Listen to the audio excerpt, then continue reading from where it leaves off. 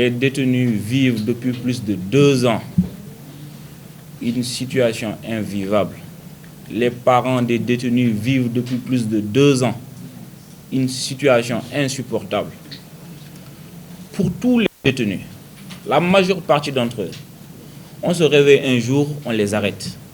Sans convocation ni appel. On vient les enlever chez eux, c'est un enlèvement. On les amène au commissariat central. Une fois au commissariat central, on les amène au parquet. Après 2-3 jours, on les amène au parquet. La loi sénégalaise a inventé ce qu'on appelle retour de parquet, qui est un terme qui ne fait pas partie, madame, des termes juridiques. Ils ont inventé retour de parquet. Le retour de parquet veut dire, on t'a amené au parquet, mais comme on n'a encore rien pour te mettre au mandat de dépôt ou bien pour te libérer, on te ramène au commissariat le temps qu'on fabrique des éléments de langage pour pouvoir t'amener à Rebeuss. Il n'y a qu'ici au Sénégal que les gens ont banalisé 10, 15, 20 jours de garde à vue. Nulle part dans le monde, on voit des enfants faire 10, 15, 20 jours de garde à vue. Je me rappelle en 2019, j'avais fait 7 jours de garde à vue, mais c'est invivable les gardes à vue. Les commissariats du Sénégal sont invivables. Vous arrivez sur une cellule où il n'y a que des carreaux. Il y a de la pluie, il y a de la pisse. On te fait vivre dans cette cellule-là pendant 20 jours. Souvent, on préfère qu'on nous défère, qu'on nous place sous mandat de dépôt que de rester sur ces commissariats-là. C'est une situation invivable pour les parents. Une fois qu'ils fabriquent leurs preuves, ils choisissent entre l'article 55 et 100, parce que quand ces articles-là sont cités, vous êtes automatiquement placé sous mandat de dépôt. Une fois que vous êtes sous mandat de dépôt, on vous oublie. Les parents qui se démerdent à aller chercher des permis de visite. Je cite le juge du 2e cabinet, Mamadou Seck. C'est le juge le plus indigne qu'on a vu dans l'histoire du Sénégal. Tous les dossiers politiques, presque, c'est à lui qu'on les donne. Et une fois qu'on les donne, systématiquement, il vous place sous mandat de dépôt. Et une fois qu'il vous place sous mandat de dépôt, il disparaît, il va en vacances.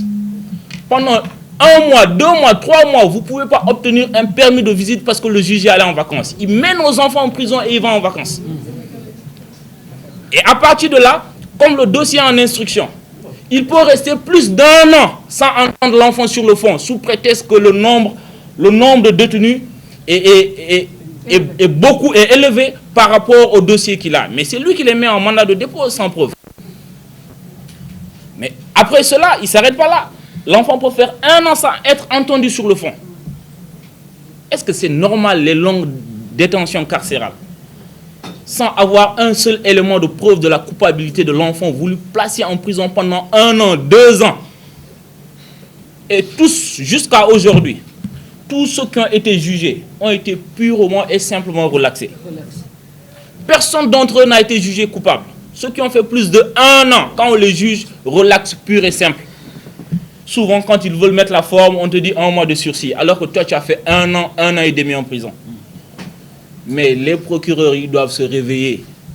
Ils sont allés à l'école sans connaître Macky Sall. Ils ont fait leur formation sans connaître Macky Sall. Ils sont arrivés au barreau sans connaître Macky Sall. Quand on est procureur, il faut être digne, il faut être un procureur du peuple. Il ne faut pas être un procureur de Macky Sall. Aujourd'hui, c'est indigne.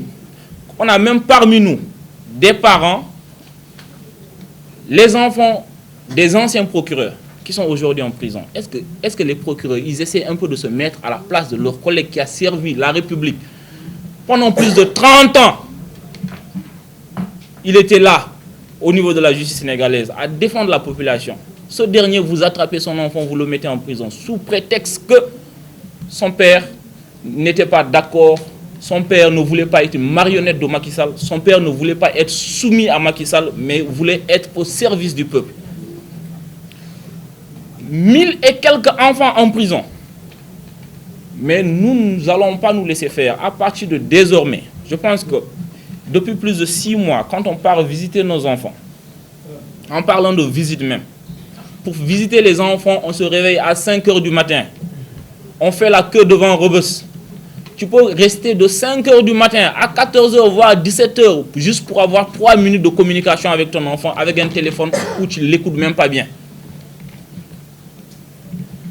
Mais quand on les amène de la nourriture, ça également c'est une situation à souligner. le nombre de détenus à Rebeuss est tellement élevé que l'administration pénitentiaire ne peut pas en prendre en charge l'intégralité de la nourriture des enfants. Les parents sont obligés de quitter la banlieue tous les jours. Quitter la banlieue, prendre des bus, prendre des cars rapides, prendre des tchak-tchak pour arriver à Rebeuss. Et ils n'ont pas les moyens de le faire. Une fois à Rebeuss, vous déposez vous arrivez à 14 h, vous déposez le plat, l'enfant va peut-être avoir le plat là vers 17 h, 18 h, 19 h. Le plat là, il n'est même plus de qualité parce qu'il va faire tout un circuit où ils vont, si c'était du mafé par exemple, ou bien du tchéboudienne, ils vont tellement le tourner. À la fin, quand l'enfant reçoit, il reçoit un plat qui n'est pas de qualité. Peut-être même un plat pourri après. Les parents vivent des situations invivables. Nous, parents, quand on part visiter Rebeuss, une fois devant la porte, l'odeur que tu aspires montre un peu le climat qu'il y a à l'intérieur. Imagine-toi dans cette situation-là, on te dit que ces enfants-là, à chaque fois qu'ils nous appellent, ils nous parlent un peu de leur situation. Dans une chambre où il y a peut-être une petite fenêtre de 50 mètres carrés, où vous êtes plus de 150 personnes, on vous jette des gaz lacrymogènes. Mais est-ce que ça, c'est compréhensible? Mais est-ce que ça va? On ne peut pas être dans ce milieu carcéral-là où les gens ne dorment pas. Parce que ça, c'est une torture. Il ne faut pas que les gens banalisent la torture. La torture n'est pas que physique. Il y a une torture psychologique. Quand tu empêches quelqu'un de dormir, il y a ce qu'on appelle la torture psychologique. Mais les droits de l'homme, ils doivent parler de ça. Il y a la torture psychologique. Ces enfants-là vivent ça au quotidien. Quand tu n'arrives pas à dormir, tu n'arrives pas à manger, on t'empêche de communiquer. Et le pire, c'est que l'administration pénitentiaire se permet d'interdire les visites, interdit aux détenus les téléphones, mais à côté de ça, ils ne communiquent pas. Mais quand il y a une situation qui se passe dans un milieu carcéral, mais il faut communiquer, il faut écrire des communiqués, faire comprendre aux parents, voilà ce qui s'est passé. Voilà, on interdit des visites, on interdit les téléphones, voilà la raison. Même si c'est faux, vous communiquez. Mais comme ils savent qu'ils sont toujours dans le faux, ils ne sont pas dans le respect des textes, à l'image de Macky Sall, qui aujourd'hui se permet de repousser les élections, de se faire une prolongation, de se faire un bonus de mandat.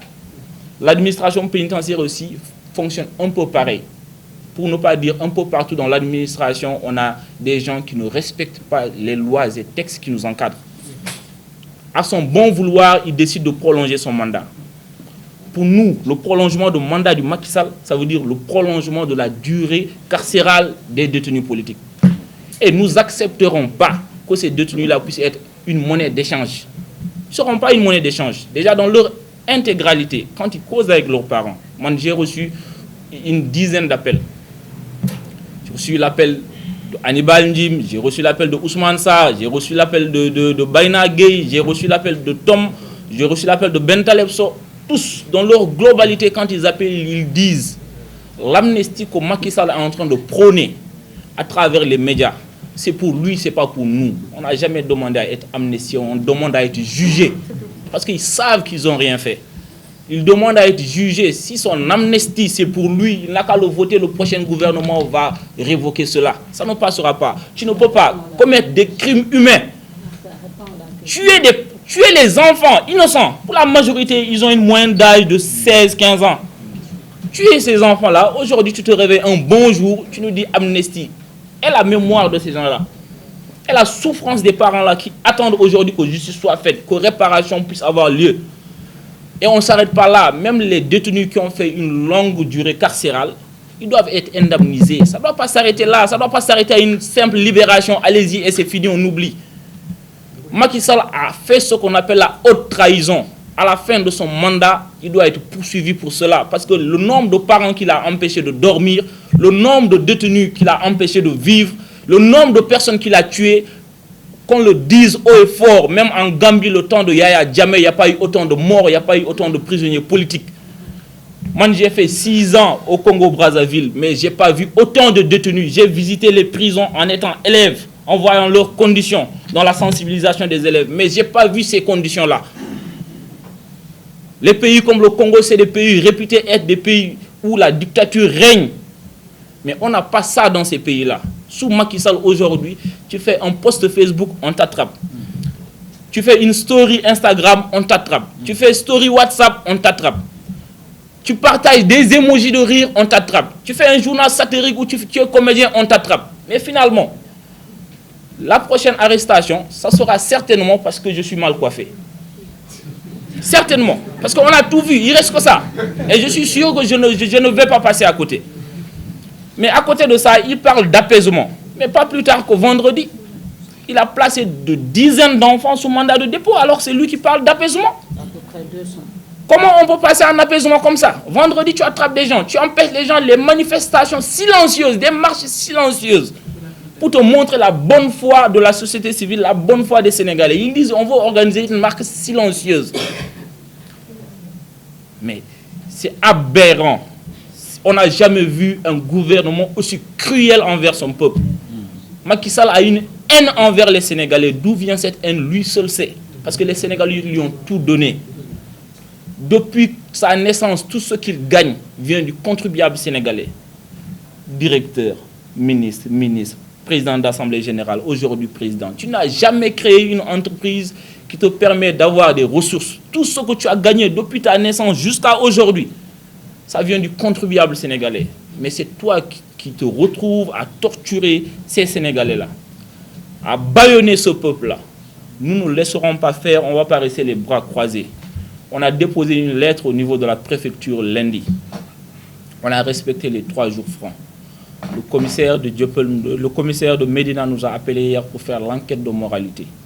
Aujourd'hui, on va poursuivre l'enquête de moralité. Samedi 17, Inch'Allah, nous irons à la place de la nation pour manifester notre mécontentement par rapport à la séquestration de nos enfants, par rapport à la continuité des arrestations, mais aussi par rapport au non-respect du calendrier électoral. Parce que ça nous impacte directement.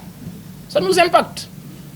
Et on donne rendez-vous à tout le monde ce samedi-là, Inch'Allah, à la place de la nation. La plus jeune détenue à 9 mois, la famille Bodian. Oui. La famille Bodian, dans une seule famille. On attrape 4 personnes. On attrape le grand-père de 72 ans, l'enfant de 9 mois, l'enfant de 2 ans. On attrape ces deux filles. Mais c'est aberrant. Sous prétexte que tu voulais attraper le fils, mais le fils est enfoui. L'enfant avait 2 mois quand on a arrêté ça. 2 mois. Merci beaucoup. On vous remercie.